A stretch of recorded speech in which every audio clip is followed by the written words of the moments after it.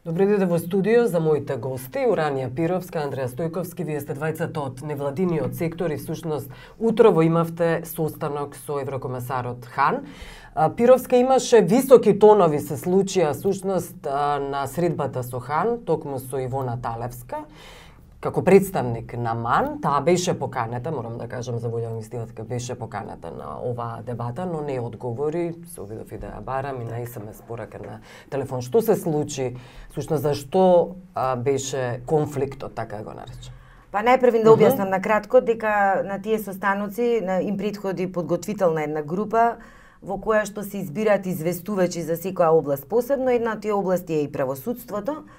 Па после известувачот за правосудство Ивона Талевска како представник на МАН побара збор и односно изнесе критики за работата на специјалното јавно обвинителство, односно селективниот пристап во водењето на постапките, наводи дека специјалното јавно обвинителство покренува постапки само спрема членовите на власта, а не и спрема опозицијата. На што јас побарав реплика и укажав дека не сметам дека е кредибилна личност која што може да зборува за професионалноста на специјалното јавно обвинителство, со оглед на тоа дека ние сите бевме сведоци на содржината на разговорите во кои што и таа учествува, беа објавени од страна на позицијата, во кои разговори има индиции за неосновани приходи, за незаконски стекнати, да речам, финансиски добра. И нагласив дека можеби за тоа би требало да се покрене исто така постапка. Не следуваше од незина страна реплика.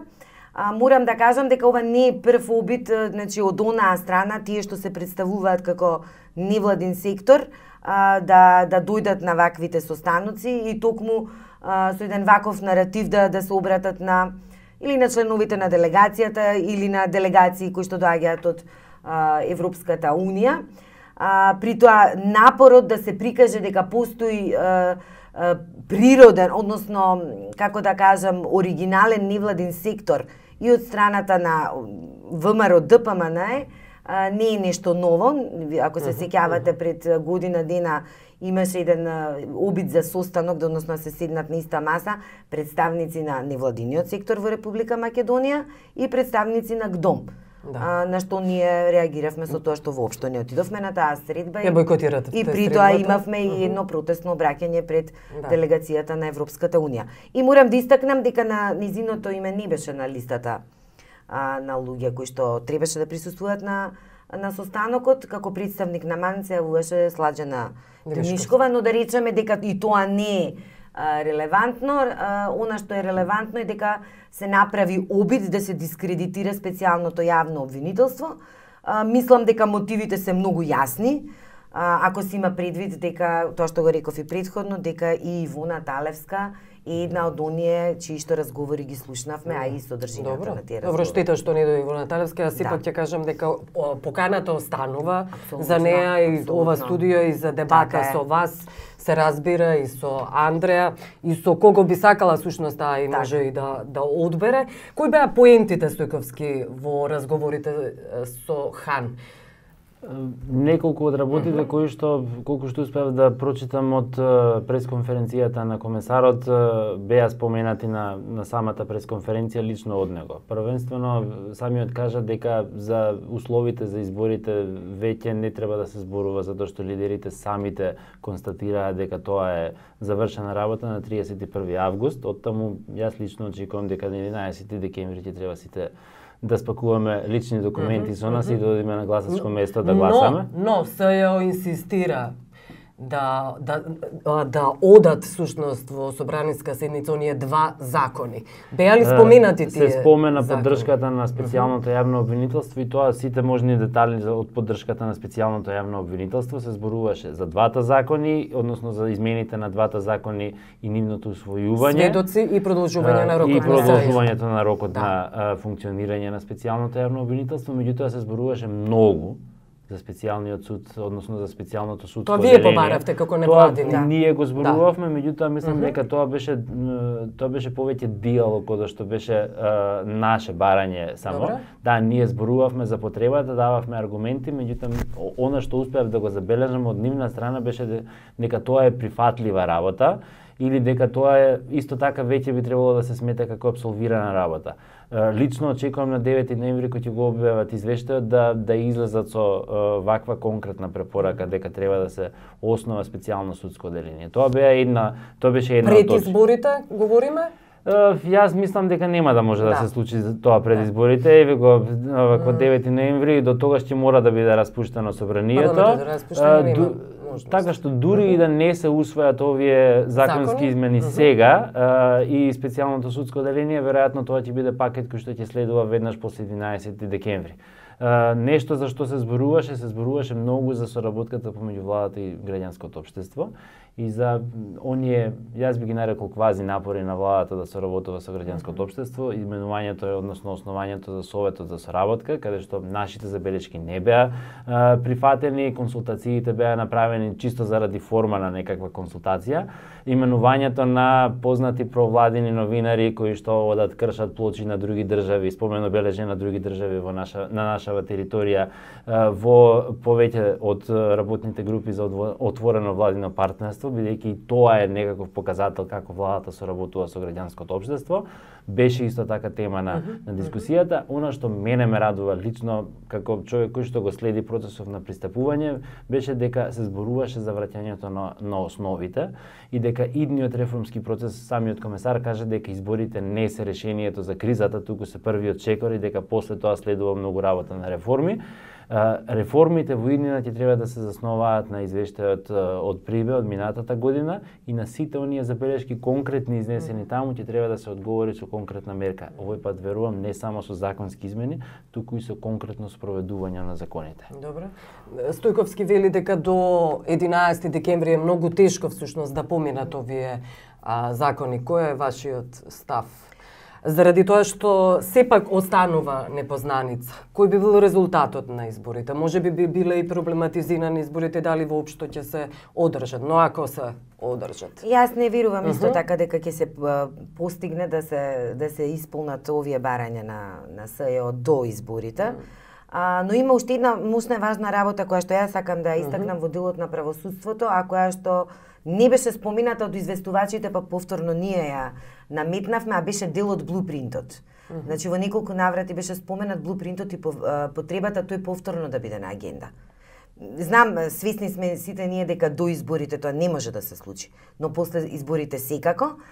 Значи, доколку се пристапи кон основање на специјално оделение во рамки на кривичниот суд, мора најпрвин да се случи разрешување на судиите од Државниот судски совет.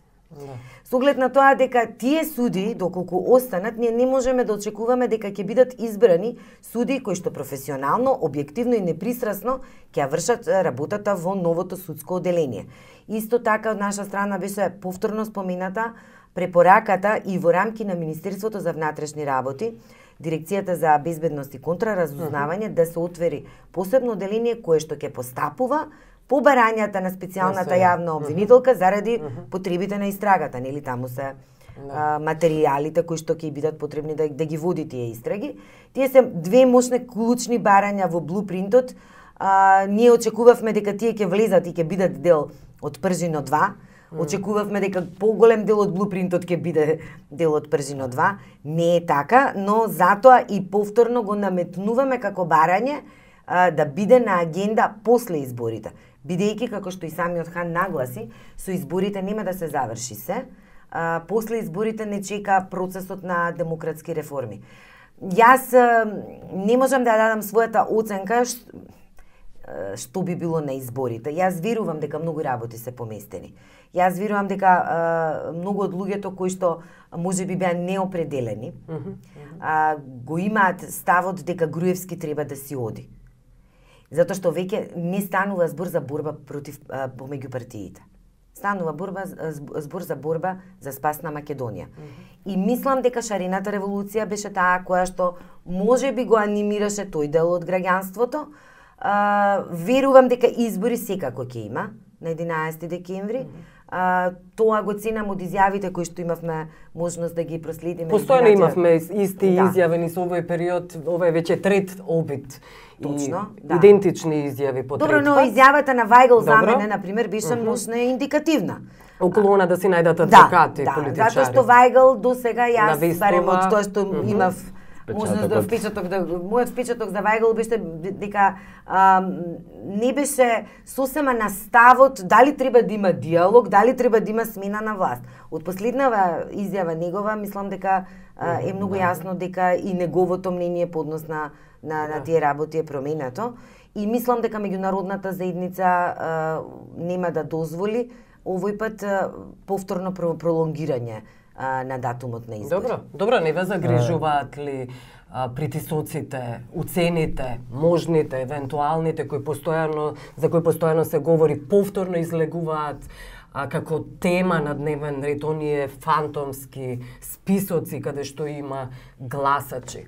Добро, ама јас колку што ја следев работата на ДИК, дел од работите се веќе завршени, оние 30.000... Говориме значи за оние работи кои власта ги врши пред изборите. Не говориме за формалните бирократските процеси. Изборниот процес ќе биде најдемократски што е можно, најслободен што е можно, најфер што е можно, и најкредибилен што е можно. Сега ова колку што е можно може би еластично да го многу еластичен поимот, меѓутоа она што го зборуваше Уранија, мислам дека ќе влијае особено на моментот на определувањето на гласачите или пак определувањето на граѓаните да излезат на избори воопшто. Има два моменти кои што се индикатор за работата на СЈ. Јас денеска тоа му го кажав и на комесарот, се разбира во одговор на Ивона Талевска и на незиниот обид за дискредитација. Последната анкета на Меѓународниот републикански институт вели 64% од граѓаните му веруваат, имаат доверба во работата на специјалното јавно обвинителство, 74% сметаат дека осумничените и обвинетите не треба да се најдат на избирачките листи. Тоа значи дека веројатно има некои кои што имаат малку поинакво размислување и оставаат доза на сомнеш за работата на СЈ, односно за потребата да се расчистат работите, па потоа да ги видиме луѓето на јавна функција.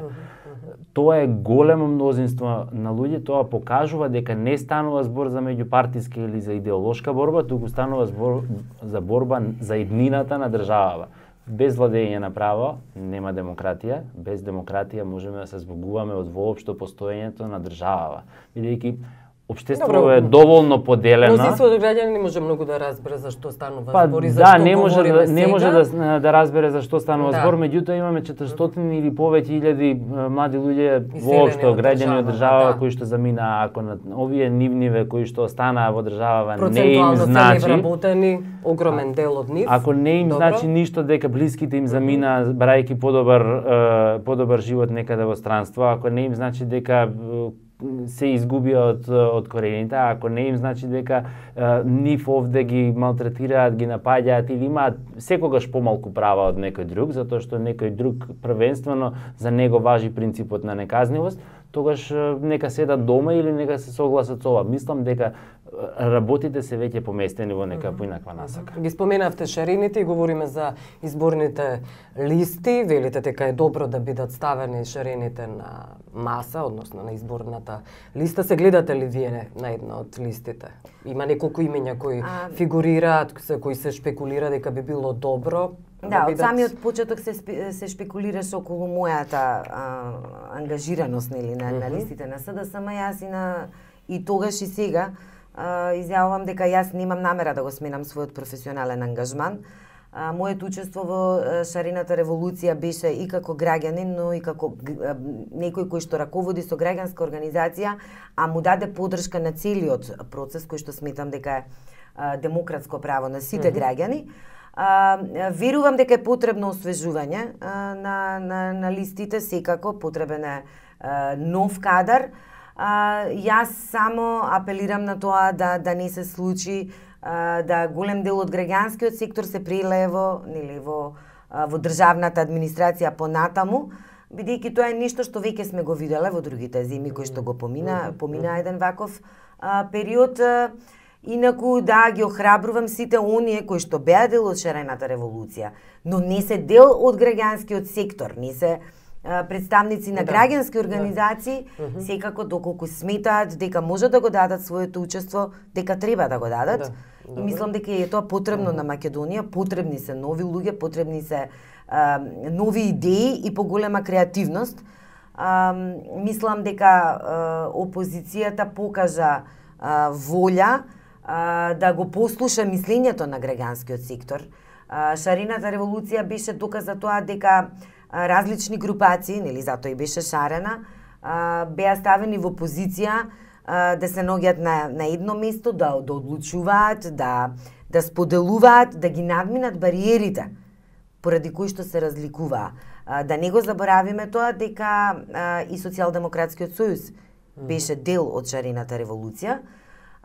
Јас повторно ќе кажам, јас не се гледам себе си во ниту една политичка партија.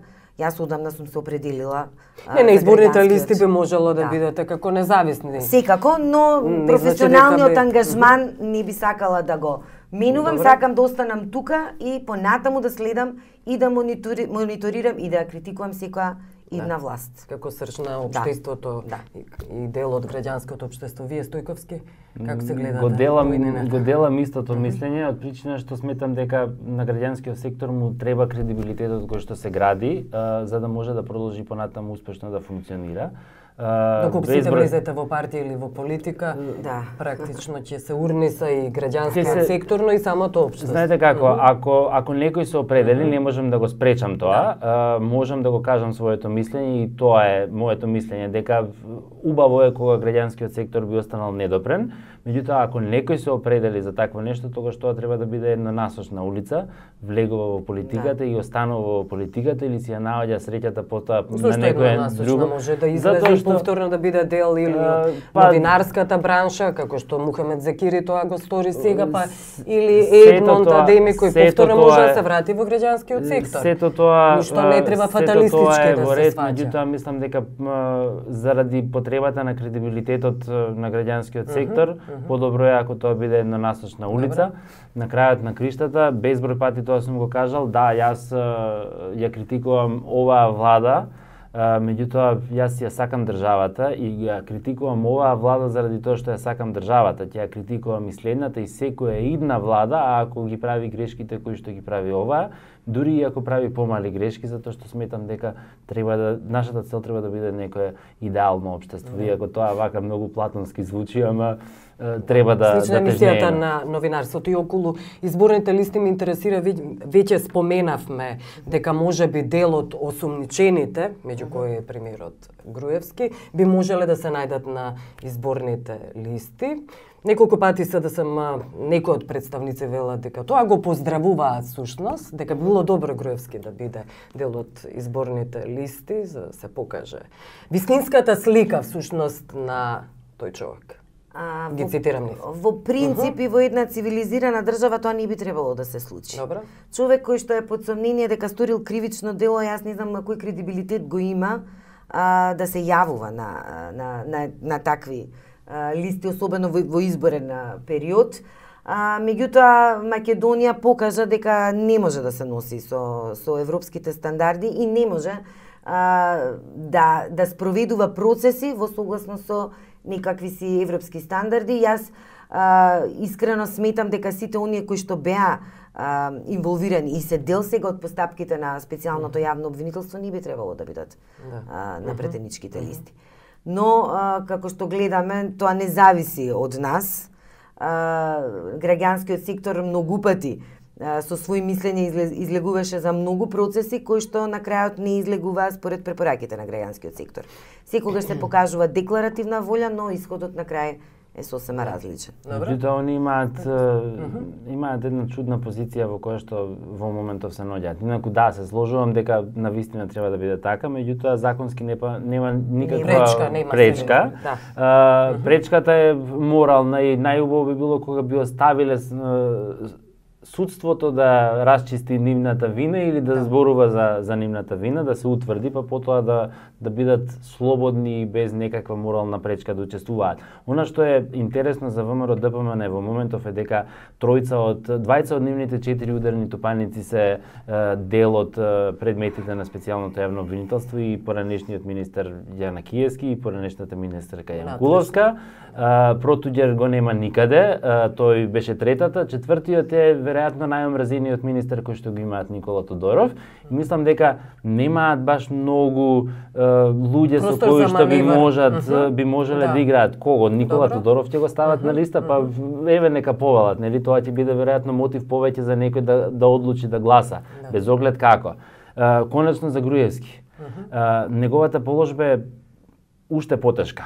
Ако тој не се појави ако се појави на листата ќе разневи овие 74% за кои што зборувавме пред малку, веројатно и некој друг дополнително на тие 74%, ама ако не се појави ќе ја разниша и онака или до темел ќе ја разниша и онака разнишаната политичка партија или она што остана од ВМРО ДПМН. И со тоа и гласачкото тело. И со тоа и гласачкото тело, така што на крајот на криштата знаете како,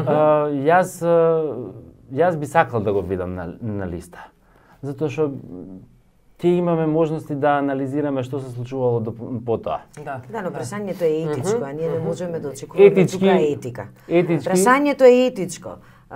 Тие се додека законот не ги принудува на нешто, нема да направат поинаку. Етика не можеме да очекуваме. Мислам дека сега веќе е евидентно тоа. Дури и со законот, колку што успеав да видам во последно време прават чудни, интересни толкувања. Еве Петар Раневски, неговиот трет мандат како председател на Советот на јавни обвинители, тоа е некое чудно ново толкување. Да. И околу последното прашање, веќе ги споменавте јавните обвинители.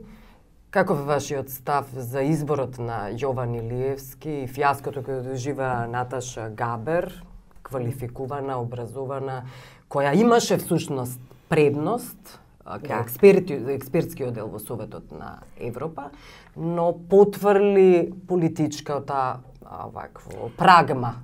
Јас морам да кажам дека сум сериозно загрижена за последнава одлука Јован Илиевски да биде избран наспроти Наташа Габер Дамјановска и сега морам да објаснам дека ние од самиот почеток на процесот ние доставивме едно писмо Хелсиншкиот комитет со поддршка на голем дел од граѓанските организации, допис до Советот на Европа во кој што објаснивме дека оваа влада нема кредибилитет да го води овој процес, дека нема кредибилитет да праќа листи, предлог листи за идни суди на судот во Страсбург, при тоа повикувајќи се на праксата на Советот на Европа во случајот на други држави, например една Словачка. Значи, ние побаравме овој процес да биде замрзнат се додека не се случат легитимни избори, значи демократски избори, додека нема услови и не завладе повторно принципот на владење на правото. Значи, едно писмо пративме, потоа следеше испраќањето на листата со тројца кандидати до Страсбург и тогаш испративме второ писмо и непосредно пред изборот на Јован Илиевски во понеделникот Хелсиншкиот комитет до неколку европарламентарци од неколку држави достави допис во кој што објасни кој е всушност Јован Илиевски и дека е тој еден од оние кој што е директно да речам виновен за инволвиран, но и виновен заради формирање на состојбите и во правосудството. Наспроти Наташа Габер Дамјановска, чие што искуство, чии морален, етички кредибилитет на вистина и не може да се спори, но ете видовме што се случува, јас очекував барем процесот да биде замрзнат.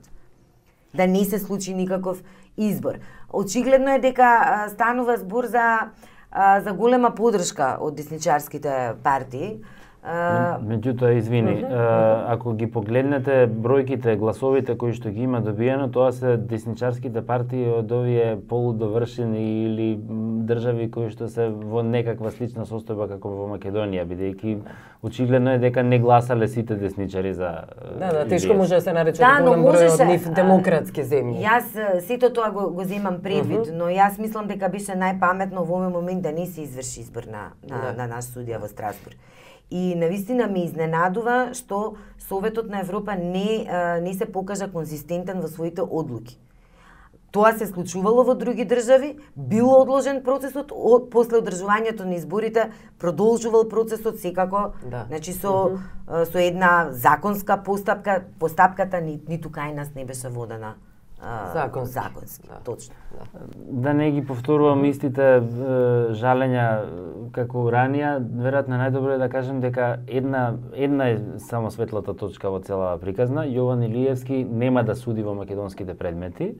Ќе може да биде консултиран за општествено-политичките состојби, меѓутоа мислам дека треба да го прифатиме предизвикот ние двајца и веројатно сите останати од граѓанското општество да го амортизираме неговото размислување со постојано упатување до судот, објаснувања за состојбите, за предметите кои што ќе ги расправа со цел да можеме да му понудиме и некакво друго видување на судот, освен она на Јован Илиевски, иако тоа е, да, жалам за фактот во Уставниот суд со незините издвоени мислења до 7 октомври 2017 година судијата останува во Уставниот суд. Да, но моментално Македонија има многу случаи по кои што не е одлучено во Страсбург.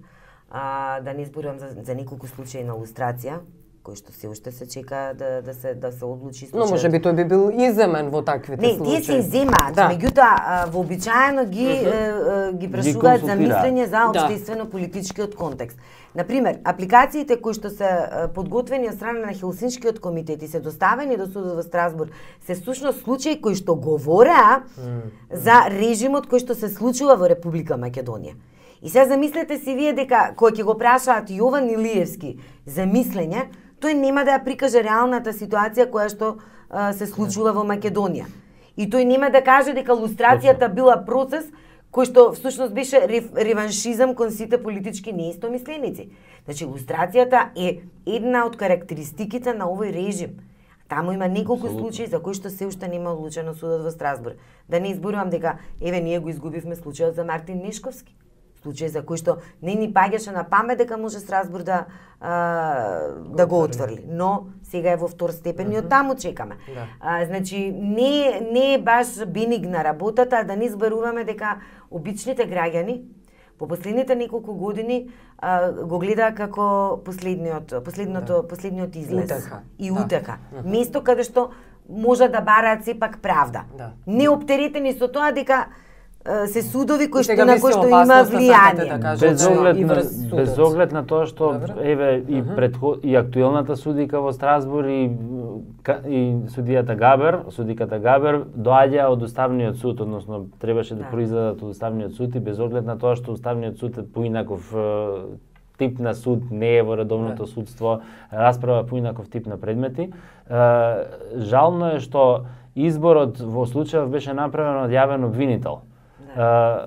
Убаво би било кога би било тоа човек кој што ќе може да пренесе некаква судска пракса таму. Меѓутоа, пак ќе речам, светлата точка е дека тој ќе им суди на европските граѓани, па нека му ја мислат оние кои што го избраа на крајот на краиштата. И на крајот на краиштата, сите тие кои што одат таму надвор не ја представуваат Република Македонија. Да. Во него граѓаните на ЕУ ќе гледаат Македонија. Не е едно кој те представува надвор. За жал, ние сме многу лошо представени од сите страни. Добро, јас благодарам што бевте гост. Благодарам.